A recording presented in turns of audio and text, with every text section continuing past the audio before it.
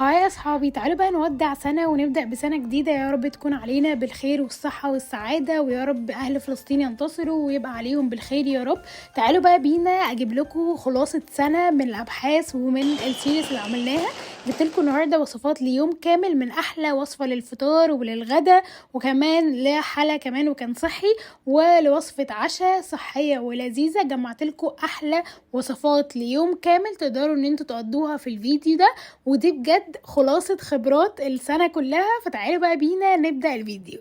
يا اصحابي، وصفة النهارده بقى استكمالا لاختراعات الجبنة القريش. عملت لكم منها احلى بانكيك بجد خطيرة، تقدروا تفطروا او تعشوا بيها. انا كمان اتغديت بيها. بس اول حاجة بقى ما تنسوش ان انتوا تعملوا لي لايك وشير وسبسكرايب. يلا بقى بينا على الوصفة. اول حاجة هحتاج ربع قالب من الجبنة القريش، واحط عليها بضاية ومعلقة كبيرة من اللبن، وهبدأ بقى اخلط كل المكونات دي مع بعض لحد ما تحول معايا لجبنة كريمي.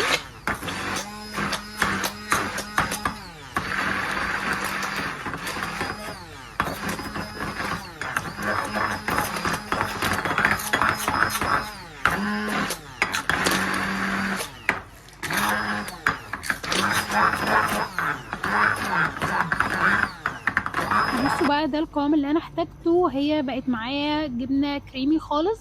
بدات بقى ان انا اجمع المكونات مع بعض، وحطيت لها نص معلقه من البيكنج باودر وربع معلقه من البيكنج صودا. كل المكونات دي هكتبها لكم تحت، فما تنسوش ان انتوا تروحوا تشوفوها. واحط عليها معلقه ممسوحه من الزيت. انا استخدمت هنا زيت زيتون، تقدروا تستخدموا اي ماده دهنيه، بس زيت الزيتون بيكون لايق جدا مع الزعتر والجبنه. فبدأت بقى ان انا اجمع مكونات مع بعض، وبعدين حطيت عليه التوابل بتاعتي. حطيت ملح وفلفل اسود، تقدروا تضيفوا اي نكهة تانية انتوا حابين تكون موجودة في البانكيك. انا استكفيت بدول، واحط طبعا الزعتر اللي هيكون اساسي معايا، ودي الثلاث توابل اللي انا استخدمتها. بدأت بقى اقلبهم كده عشان الزيت يتداخل مع المكونات بتاعتي. وبعدين هنا حسيت ان انا محتاجة شوية تاني من الفلفل الاسود، فحطيت. وهحط هنا بقى معلقتين ونص كبار من دقيق الشوفان لحد ما اتحكم في القوام بتاعه. انا حطيت هنا معلقتين الاول وبدات اقلبهم. فانتوا حطوا برضو دقيق الشوفان بالتدريج، ما تحطوش مره واحده، لانه يرجع للاخر حسب كميه الجبنه اللي انتوا استخدمتوها، حسب المكونات اللي انتوا حطيتوها. فهوريكم دلوقتي القوام اللي انا عايزه اوصل له هو ده. اول ما توصلوا له ساعتها خلاص ما تحطوش دقيق تاني عشان ما ينشفش منكم، لانه في الاول في الاخر البانكيك عندي بتكون طريه شويه، وبرضو لازم تكون سائله نوعا ما. هو برضو هيبقى معايا لبن عشان لو احتجت ان انا احط له هزود لبن. هنا بقى زي ما قلت لكم حطيت معلقتين ونص بالظبط من دقيق الشوفان. بعد ما خلصت اول معلقتين حسيت ان هو محتاجه شويه بس كمان عشان يلمولي الخليط، وحطيت. واخر حاجه بقى هحط هنا الزعتر بتاعي. انا استخدمت هنا الزعتر وبدات ان انا احطه كده فوق الخليط. وهجيب اي نوع جبنه انتوا بتحبوه علشان نحطه جوه البانكيك. انا استخدمت هنا جبنه ملح خفيف، فانتوا تقدروا تستخدموا اي نوع جبنه انتوا بتفضلوه، لانه طعمه هيبقى ظاهر كمان في البانكيك.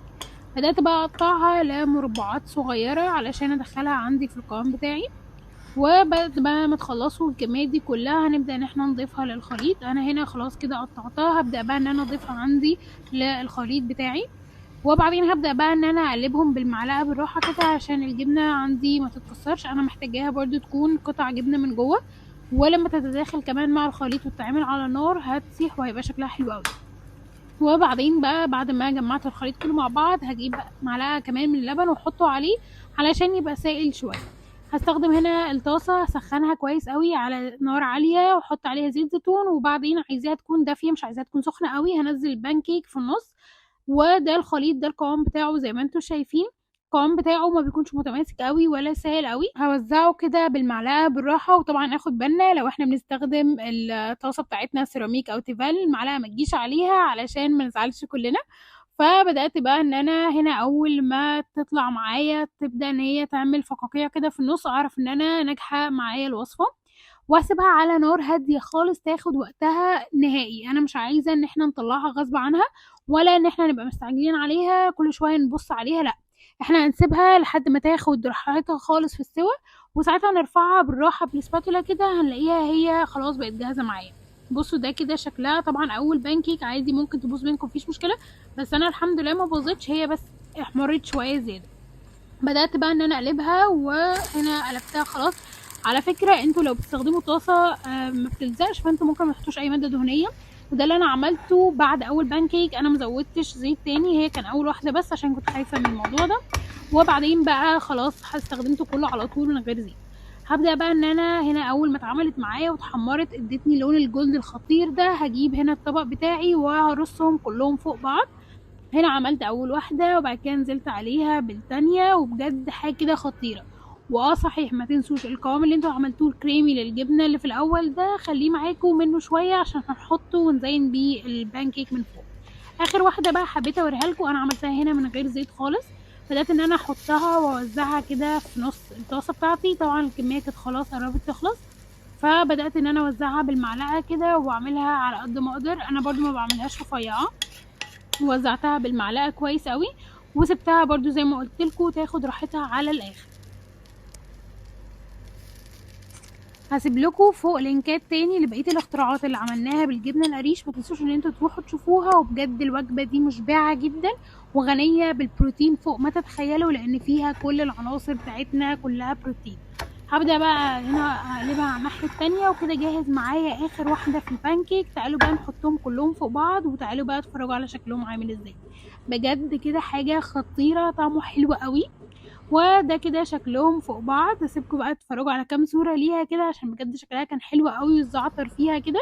وهبدا بقى ان انا اجيب الجبنه اللي انا ضرباها. انا هنا ضربت شويه من الجبنه على جنب مع شويه من اللبن واتحولت معايا لصوص كريمي. هبدا بقى ان انا ازين بيه من فوق كده وبرده يدي طعم اغنى شويه للجبنه. وبدات بقى ان انا ازينه هنا، وبعد ما خلصت الجبنه هرش عليه شويه من الزعتر من فوق. دلعوا نفسكم بقى عشان العين بتاكل الاول، فالحاجه بجد لما يبقى شكلها حلو بيبقى طعمها كمان احلى. بدات بقى ازينها زي ما قلت لكم بالزعتر كده من فوق، وبعدين بقى هوريكم وانا بقطعها حاجه كده سوبر تيستي فلافي خالص من جوه، وطعمها بجد خطير. مش هتحسوا خالص بطعم الجبنه القريش، هتحسوا بطعم الجبنه اللي انتوا حطيتوها من جوه ومن فوق. عشان كده قلت لكم اختاروا احلى جبنه بتحبوها عشان تحطوها في البانكيك بتاعتكم. هنا بقى بدات اقطعها وهوريكم بقى الطبقات بتاعتها من جوه عامله ازاي. شايفين الجبنه من جوه؟ الجبنه بجد فيها من كل حته، واكلتها وبجد طلعت خطيره. لازم تجربوها. ده كده شكلها من جوه، طبقات الجبنه اللي موجوده من جوه ومن بره، وحاجه كده سوبر تيستي. تعالوا بقى نعمل بيكاتا بطريقه فظيعه. ندخل معمل، يلا اوريكم هتتعمل ازاي. كل اللي احنا هنحتاج مكرونه وبصل ومشروم ولحمه بتاعتنا. ممكن نعملها لحمه بفتيك او تجيبوها من الاول تقطيعه بيكاتا من عند الراجل، مفيش مشكله. وبعدين هبدا بقى انزل بالمكرونه بتاعتي، اديها سلقه بسيطه قوي عشان انا محتاجاها تكون مش مسلوقه على الاخر. واجيب البصله وهبدا بقى التتبيله اللي انا بحبها قوي ان احنا بتبلها بملح وفلفل وبميه بصل بس مش اكتر. وانا بحب احط البصل كمان مع الميه بتاعته علشان بيديني كمان تتبيله حلوه قوي. ولما كل ما تقعد فيه اللحمه كل ما بينزل التتبيله بتاعته. فحطوا البصل والميه بتاعته، وهو اصلا لما نيجي احنا نسويه هنشيله فما تقلقوش. انا طبعا بسيبها في التلاجة اقل حاجه لو عايزين تشتغلوا بيها في وقتها نص ساعه، من نص ساعه لساعه عشان يدوب تكون لحقت اتبلت. لكن يفضل طبعا لو انتوا حاطينها من قبلها في التلاجة بليله او حاجه. هنا ببدا بقى اعمل له مساج كده بسيط علشان اقدر ان انا ادخل التتبيله كلها جوه اللحمه، وابدا احطها بقى طبقات. اول طبقه بحط لها التتبيله وابدا احط لها البصل وابدا بقى ابنيهم فوق بعض. بعد كده بقى هنا كده كان شكلها بعد ما جهزتها. زي ما قلت لكم اقل حاجه ممكن تسيبوها هي نص ساعه عشان تشرب من التتبيله. هنا بقى بعد ما بخرجها ببدا ان انا اشيل البصل والتتبيله من عليها. هي كده كده زي ما انتم شايفين خلاص الفلفل والملح والبصل دخلوا فيها. وابدا اجهز بقى الشوربه بتاعتي. هنا بقى هعمل شوربه من نفس اللحمه، فدي حاجه حلوه قوي. انا جهزت الشوربه او الميه المغليه، هبدا بقى انزل بيها بالبصل والتوابل اللي انا حطيتها على اللحمه. لان احنا اهم حاجه واحنا بنحط اللحمه على الطاسه ما يكونش فيها اي بواقي بصل علشان ما يلزقش مننا ويبهدل لنا الدنيا. وابدا بقى زي ما انتم شايفين اجهز بقى اللحمه بتاعتي. اهم حاجه ان وانا حطاها على الطاسه تكون الطاسه سخنه قوي علشان تحتفظ بالجوسنس بتاعتها وما تنزلش الميه وتنشف مني. هنا بقى هوريكم بقى شويه وانا بجهز الطاسه. هكون حطيت فيها معلقه زيت كبيره ومعلقه سمنه في ناس بتحب ان هي تحط لها دهون كتير، انا الصراحه بستكفي قوي بمعلقه من هنا ومعلقه من هنا وبتديني نفس القوام اللي انا عايزاه. هبدا بقى اجهز المشروم بتاعي لحد ما الطاسه تسخن. وهنا بقى اللي انا قلت لكم عليه، حطيت معلقه من السمنه مع معلقه زيت، انا حطيت زيت زيتون، تقدروا تستخدموا الزيت اللي انتوا بتحبوه. هنا بقى كده شكلها بسيبها تسخن خالص قبل ما احط اللحمه، ودي اهم خطوه علشان اللحمه بتاعتي ما تبقاش ناشفه. هنا لازم اسمع الصوت بتاع الشوي كده وانا بنزلها. وبرده في تريكايه كده ان انا ما استخدمش اي صينيه سيراميك او اي حاجه تانية تكون ما بتلزقش، انا محتاجاها تنزل كده اللون بتاعها. وزي ما وريتكم احنا مش يعني بنسيبها خالص لحد ما تطلع لوحدها، هي تطلع لوحدها وتفك وتاخد معايا اللون الجلد ده، فما تحاولوش ان انتوا تشدوها او تطلعوها بالعافيه، هي بتاخد وقتها. وده كده كان شكلها وانا بقلبها الناحيه التانية. وهنا بدات بقى احط 2 كده، وخلي بالكم ان اللون الشوي اللي تحت ده هي اوريدي هتشربه دلوقتي، فبيبقى حلو جدا وبيبقى اضافه حلوه قوي للشوربه. فمنها عملنا شوربه من اللحمه وفي نفس الوقت عملنا البفتيك بتاعنا، فعشان كده قلت لكم قد ايه ان التتبيله بتكون مهمه قوي. ما تنسوش تعملوا لي لايك وشير وسبسكرايب، ولو ده اول فيديو تشوفوه فانتوا فايتكم كتير قوي، روحوا على الفيديو بتاعتي هتلاقوا فيديو حلوه قوي وفي حلويات حاجات كتير، شوفوها وقولوا لي انتوا محتاجين مني وصفه ايه تكون الوصفه اللي جايه. وهنا بقى بدات زي ما انتوا شايفين اوريكم الصوص اللي نزل من اللحمه، بنزله في الشوربه بتاعتي. وده بقى السر، ان انتوا كل ما تسيبوا اللحمه اكتر كل ما بتنزل صوص اكتر وبتبقى حلوه قوي في السوا. انا هنا كنت سايباها ليله، عشان كده قلت لكم انه لو مستعجلين اقل حاجه من نص ساعه لساعه. وبعدين بقى هنا عملت كام واحده كده قدامكم عشان اوريكم انه في الاخر الطاسه هينزل منها كل الجلد ده في اللحمه. انا بفضل بقى احركها كده عشان تاخد اللون اللي تحتها. لو خدت بالكم ان هي بدات تمسح اللون وهيطلع طبعا في اللحمه في الاخر اهو. ده شكلها زي ما انتم شايفين. كل واحده بخلصها برجع احطها في الشوربه عشان ازود من السوا بتاعها شويه. في ناس ممكن تحبها تبقى يعني في اللحظه دي ممكن نقول ان هي مثلا ما بين ميديوم رير. لو انتوا بتحبوها كده ما تبقاش مستويه قوي ممكن تعملوا كده، لو انتوا عايزينها لا تكون مستويه اكتر تقدروا تحطوها في الشوربه، هتاخد وقت، تاخد غلوتين 3 برده، ما بتاخدش كتير. خلي بالكم ان انا هنا كنت مستخدمه بفتيك، فالبفتيك بيكون خفيف مش زي اي تقطيعه تانية. بعد كده نزلت بقى بالمشروم، انا نزلت بالمشروم الاول علشان ياخد من نفس لون الجريل. وهنا بقى نزلت البصل بتاعي، وبعد كده هبدا بقى احطهم هما الاتنين فوق بعض، اديهم بس تقلبتين كده مع بعض مش اكتر. وبعدين بقى دي كانت الشوربه بتاعتي هنا وانا حطاهم جنب بعض. الشوربه برده ما بتاخدش وقت، اول ما تغلي كده خلاص.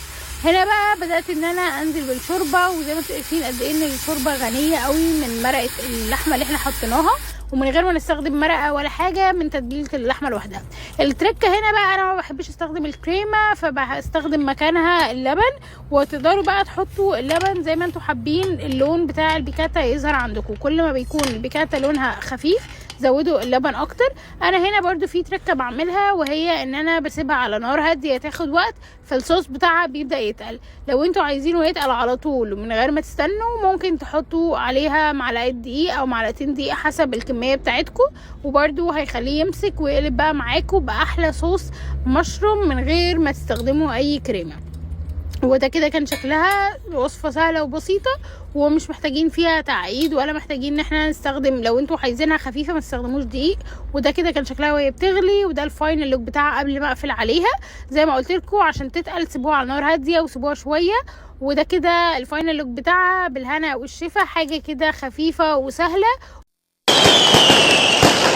صحابي وصفة النهاردة بقى حاجة كده اختراع طعمها خطير، ومتخيلين ان انتوا ممكن تاكلوا ايس كريم ويبقى حاجة وجبة مشبعة جدا بعد التمرين وهاي ان في البروتين.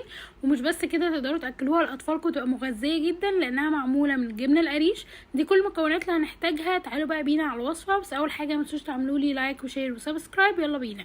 اول حاجه نجيب الجبنه القريش، لازم نكون نقعينها على الاقل نص ساعه قبلها في ميه عشان تنزل الملح بتاعها، او نتاكد ان احنا جايبينها من غير ملح. هحطها في البلندر وابدا بقى ان انا اجيب الكرز بتاعي. تقدروا تستخدموا كرز او توت، الكرز كمان بيدي نفس الطعم. طعمه كان حلو قوي. قررت بقى ان انا اعمل الترند واجرب ان انا اخرج البذره بتاعته بالطريقه اللي احنا بنشوفها طبعا على النت على طول، وبتبقى سهله جدا في الفيديوز، بس بجد اوحش طريقه انصحكم ما تستخدموهاش، بتبهدل الدنيا جدا ومش بتطلع البذر بسهوله ولا حاجه. بس قلت اجربها، وهو بالمره وريتكم ان مش كل حاجه بتطلع على النت بتطلع زي ما احنا شايفين. المهم بدات ان انا اشيل البذر كله، وكل ما هشيل حاجه منها البذر هبدا بقى ان انا احطها على الجبنه بتاعتي. الايس كريم ده هيبقى طعمه تشيز كيك، او لو مش عايزين تحطوا عليه بسكوت هيبقى طعمه زي الزبادي توت اللي بتجيبوه بالظبط، مع ان احنا عاملينه بالكرز. بجد طعمه خطير. هسيب لكم كمان فوق فيديوز عملتها باختراعات للجبنه القريش، منها حاجات حادقه وحاجات حلوه، فما تنسوش ان انتوا تروحوا تشوفوها. وبجد الجبنه القريش من اكتر الجبن اللي فيها بروتين عالي قوي وبتبقى مفيده، فحلو قوي لو دخلناها وخبيناها وسط الوصفات هتبقى مفيده جدا لينا. ومش بس كده، لا كمان طعمها خطير.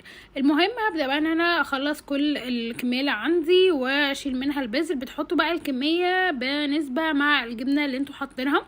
انا هنا استخدمت ربع قالب من الجبنه القريش، وحطيت كميه الكرز اللي انتوا شايفينه. هنا بقى خلاص خلصت كل الكميه، هحط معلقه بالظبط من اللبن علشان بس ان هو يبدا يمشي معايا في البلندر. وانا استخدم سكر دايت، استخدمت معلقه كبيره، بس زي ما قلت لكم لو في اطفال هياكلوا منه يبقى نستخدم العسل هيكون افيد ليهم كتير. وهحط معلقه من الفانيليا السائله، ممكن تستخدموا كمان الفانيليا الاكياس مفيش مشكله. وهبدا بقى اخلط كل المكونات دي مع بعض، وابقى كده جاهزه بالخليط بتاعي.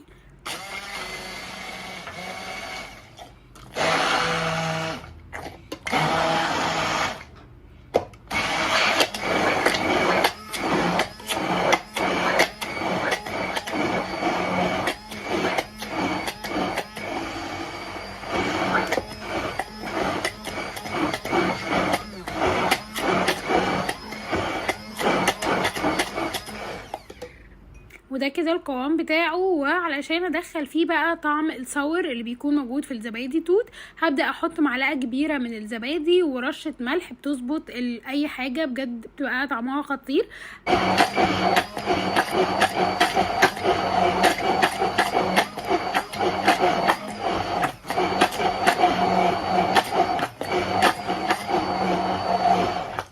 وبكده الخليط بتاعي جاهز. تقدروا برضو تدوقوه عشان تشوفوا لو عايزين تضيفوا حاجة زيادة او تظبطوا السكر بتاعه. القوام بتاعه بيكون زي ما انتوا شايفين. وبعدين هبدأ بقى ان انا احطه في علبة تكون مغلقة كويس قوي علشان ما يعمليش طبقة التلج اللي بتكون موجودة فوق. لو ما عندكوش ممكن تحطوه عادي في اي علبة وتحطوا له ستريتش عليه من فوق. هنا بقى ده كده شكل الايس كريم بتاعي، بجد خطير. ممكن توقفوا هنا وهيبقى طعمه حلو قوي، او ممكن بقى عايزينه تخلوه تشيز كيك وتدلعوه شويه. هبدا اجيب بسكوت الشوفان اللي عملته معاكم قبل كده، هسيب لكم اللينك بتاعه برده فوق، واحطه عليه من فوق، او اي بسكوت انتوا حابينه مفيش مشكله. المهم ان احنا ندلع نفسنا بالحاجه اللي احنا حابينها. بجد الاختراع ده هيفوتكم كتير قوي لو ما جربتوهوش، لازم تجربوه. طعمه ولا كأنكم بتاكلوا احلى ايس كريم جايبين من بره. وبعدين بدأت بقى ان انا اوزعه كده عليه. وبعد ما خلصت عايزاه يكون متداخل جوه الايس كريم، مش عايزاه بس يكون في الوش، فهبدأ بالسباتولا كده اوزعه جوه الايس كريم. وبعدين هبدأ بقى اجيب بسكوت تاني واحطه على الوش. زي ما قلت لكم انا استخدمت البسكوت اللي من بره ده، كان بسكوت جاهز عادي، فعشان اقول لكم ان انتوا ممكن تستخدموا اي نوع بسكوت، بس خلي بالكم ان البسكوت هيطرى شويه وانتوا حاطينه في الفريزر، فلو مش عايزين موضوع الطريان ده ما تحطوش على الوش. وده كده شكله قبل ما ادخله الفريزر، تحطوه ليله كامله. بجد حاجه كده اختراع، لازم تجربوه. هستناكوا بقى في وصفة جديدة من اختراعات الجبنة القريش. وبصوا بقى ده كده شكله بعد ما خرجته. القوام بتاعه خطير، قوامه ايس كريم كريمي لذيذ قوي، وتقدروا بقى تقدموه بالطريقة اللي انتوا حابينها. هاي اصحابي، تخيلوا الكوبايه اللي قدامكم دي اكتر حاجه هتشبعكم لاكتر وقت تقدروا تخيلوه. بجد تعالوا بقى نشوف الوصفه بتتعمل ازاي. بس اول حاجه ما تنسوش تعملوا لي لايك وشير وسبسكرايب. وكل اللي هنحتاجه هنجيب اللبن، وهبدا بقى ان انا احطه في الكوبايه. مكوناتها سهله وبتخلص بجد في ثواني، وانا ما كنتش متخيله ان هي مشبعه قوي كده. ممكن تفطروا بيها او تاخدوها في العشاء، حلوه ومفيده جدا. هحط عليها بقى معلقه ممسوحه من بذور الشيا. بذور الشيا من اكتر الحاجات المفيده جدا للجسم، وبجد بتدخل في المعده بتنفشها بشكل مش طبيعي. بس المهم ان انتوا تشربوا بعدها ميه كويس قوي عشان ما تبقاش غلط عليكم. هبدا بقى احط عليها نقطتين من الفانيليا، وده عشان تديها طعم غني. وطبعا هنا بقى تقدروا تضيفوا الاضافات اللي انتوا عايزينها. انا ما استخدمتش السكر لان انا هستكفي بالسكر الموجود في الفاكهه. هبدا بقى ان انا استخدم هنا معلقه ونص من الزبادي علشان الوصفه تبقى غنيه اكتر، وفي نفس الوقت يبقى فيها بروتين عالي. زي ما قلت لكم انا بحب ادخل البروتين بتاعي في اي وصفه، فكده البروتين هيجي من الزبادي وهيجي من اللبن. الوصفه دي رهيبه، طعمها حلو، هتحس ان انتوا بتاكلوا حاجه لذيذه وطعمها حلو وخفيفه كمان. وفي نفس الوقت لما تشربوا بعدها ميه بتملى المعده جدا. هبدا بقى احط عليها التوبينج. انا هنا استخدمت المانجا طبعا بما ان احنا في موسم المانجا. زي ما قلت لكم ما تنسوش بقى تعملوا لي لايك وشير وسبسكرايب عشان تشوفوا بقيه الوصفات اللي جايه. دي وصفه بتخلص في دقايق، مش محتاجين ان احنا نقعد كتير في المطبخ. بس اهم حاجه ان احنا بنحضرها قبلها بليله علشان تكون جاهزه معايا. انا استخدمت هنا المانجا، تقدروا تستخدموا اي فاكهه انتوا بتحبوها. هبدا بقى ان انا اقطعها بشكل هنا مربعات، برضو قطعوها بالطريقه اللي انتوا تفضلوها. وبعد ما اقطع المانجا بقى هبدا بقى ان انا ساعتها احطها كتوبينج فوق البذور الشيا بتاعي او البودنج بتاعي. وده كده شكلها بعد ما قطعتها. احلى حاجه بقى الوصفات اللي تقدروا انتوا تلعبوا فيها زي ما انتوا عايزين. بدأت بقى ان انا احط هنا المانجا اللي انا عملتها كلها فوق علشان ده التوبينج بتاعي. وكده نكون خلصنا الوصفة، ما بتاخدش حرفيا دقايق. ونقدر بقى نزينها بأي حاجة احنا حابينها. انا حاطط لها جوز هند على الوش علشان انا عاشقة لجوز الهند، فتقدروا تحطوا لها مكسرات، تقدروا تحطوا اي حاجة. هنا بقى الوصفة دي اساسها هو الزبادي وبذور الشيا واللبن، واي اضافات تانية دي بقى هسيبها لكم انتوا براحتكم وكل واحد وذوقه. هنسيبها بقى ليلة كاملة في التلاجة وبس كده. بالهنا والشفا عليكم، واشوفكم في وصفة جديدة. باي.